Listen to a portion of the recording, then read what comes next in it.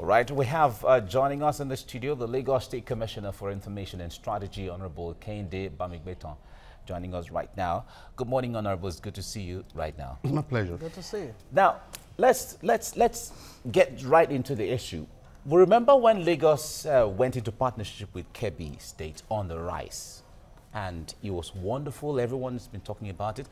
Now, a partnership between Lagos and Kano is also wonderful, but there are some concerns that there are too many things that the partnership seem to want to, handle here and there without a certain direction and all of that. Why there's so many areas? Internally generated revenue, security, agriculture, education, ease of doing business, health, and so on. Talk to us about it. We said it's a summit, and because it's a summit, it's like a groundbreaking summit that has a future to itself. And therefore, the position is to see where are the areas to explore. Okay. And if you were at the summit, you will notice that there were sessions on all these areas where there were some conclusions about the way forward. For example, on the issue of agriculture, it became very clear that it was possible for beef companies in Kano State to be able to have their beef transported overland to Lagos, frozen, and hotels can buy straight from them.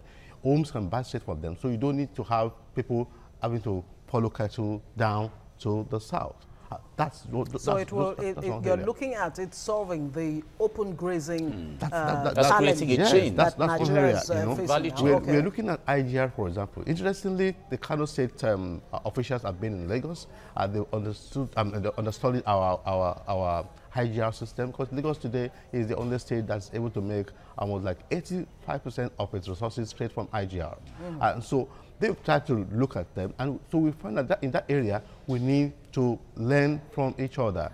We need to see what are the tactics, what has been the purchasing power, what has been the progress report in terms of the linking yourself from being carrying the begging bowls to the federal government. How will this marriage work? I mean, this seems to be a coming together of two different individuals with different, socio-cultural background and all of that. How will it benefit the people of Lagos and the people of Kano beyond the, top-level coming together of both governments? By providing an enabling environment for everybody to do business. Primarily, that's the purpose, If I just give an example with beef, for example, that makes for hotels doing business become easier, It means that the pressure on our abattoirs is going to be reduced, and for both sides, the value chain, that's agricultural value chain, is a win-win for both sides. So if you look at communications, for example, we have far advanced in terms of communications. We have companies here who've been established for a long time. They can now expand to Kano, and they cannot be the main enterprise that can lead Kano into the cyber culture. So these are the areas we have looked at, and we think that it's the way of going forward. Number three, also note that there are very clear demographics between the two. Both are considered the highest, or to have large population. They are considered mega cities in their own right. Yes. And that also means that the concerns, a lot of issues concern both of them. They are battling almost the same kind of issues of pollution, issues of waste management, issues of transportation, and in a mega city. So we need to also be able to say a peer review. How are we going, and benchmark each other and see what is the way forward in some of those things. So we think that it's the way to go. We need to go forward. And when you look at the ease of doing business ranking in Nigeria, it's actually taken from Lagos and Kano. So when people come from abroad, or World Bank comes in and they want to look at the main drivers of the Nigerian economy, they come to Lagos, they come to Kano. So these are the factors that tell us that we need to come together and see how we can leverage on that relationship. Okay, now a summit has been held, MOUs have been signed.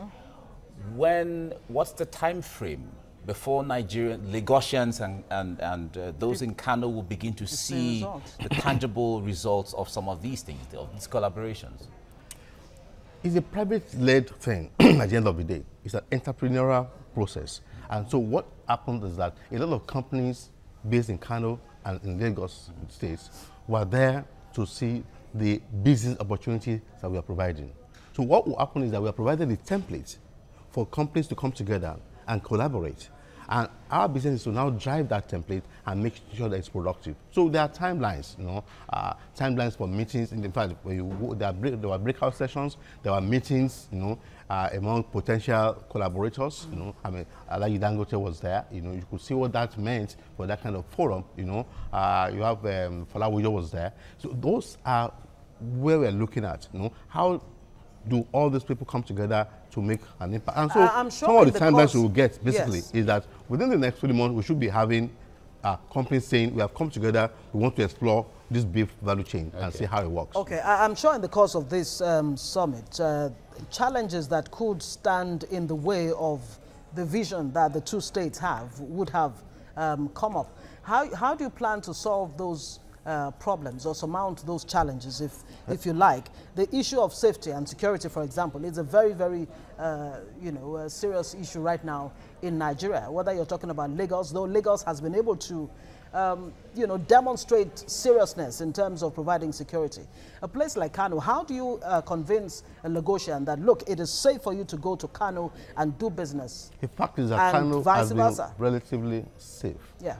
If you look at your reportage in the last 1 year, I do not think you're aware of any major crisis happening in Kano. That tells you that in terms of social security in Kano, Kano is relatively safe.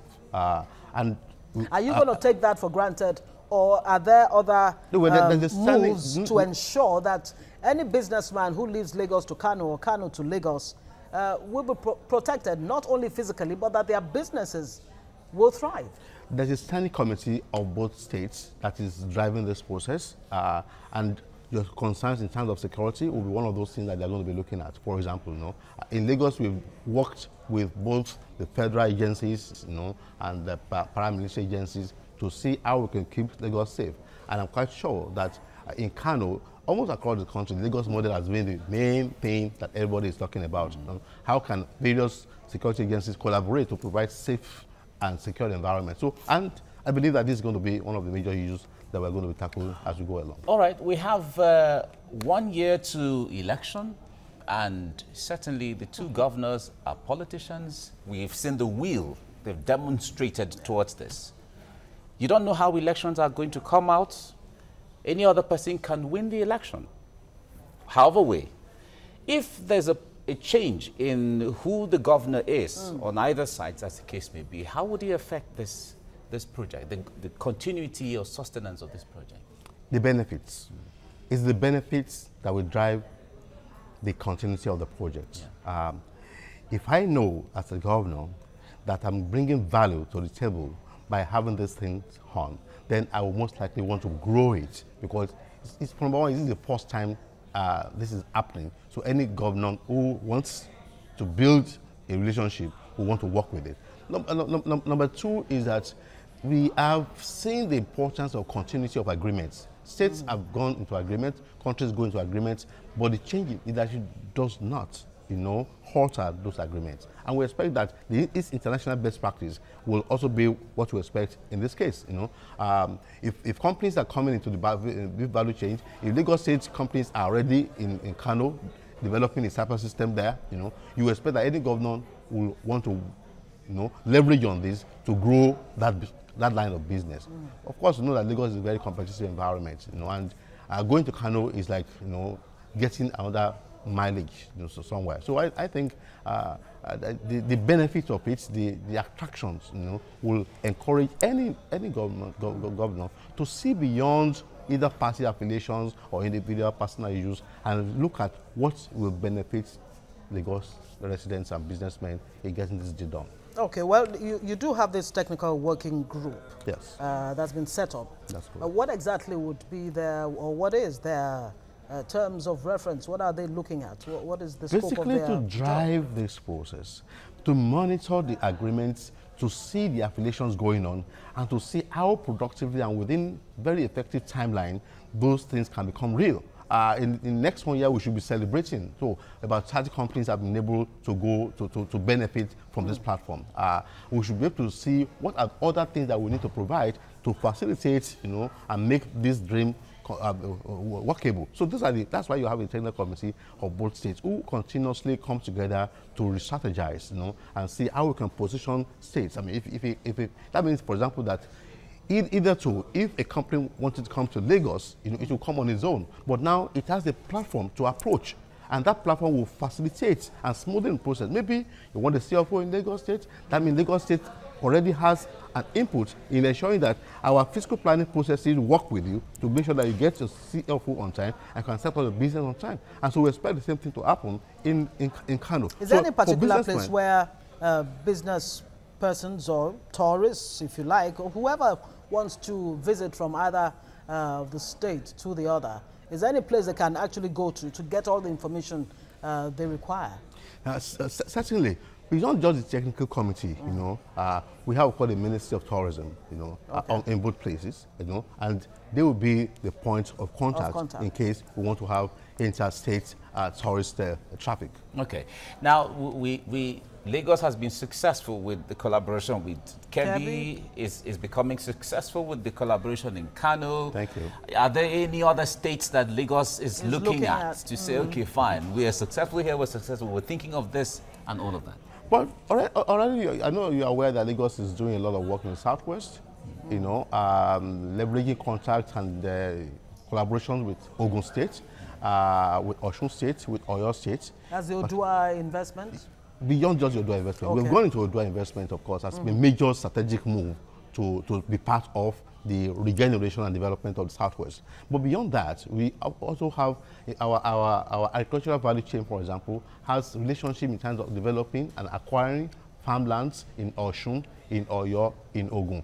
And this will help our rice project, for example, having rice paddies from Ogun and all that. So that has been going on before. We're also looking at other ways of collaborating, tourist traffic, for example, and other things. So it has been an ongoing thing, looking for where we can partner and seeing how we can grow each other's economies. All right. And we hope, of course, it will rub off positively on Nigeria, the Nigerian economy as a whole. Of course, naturally. Once you take Lagos, you take Kano.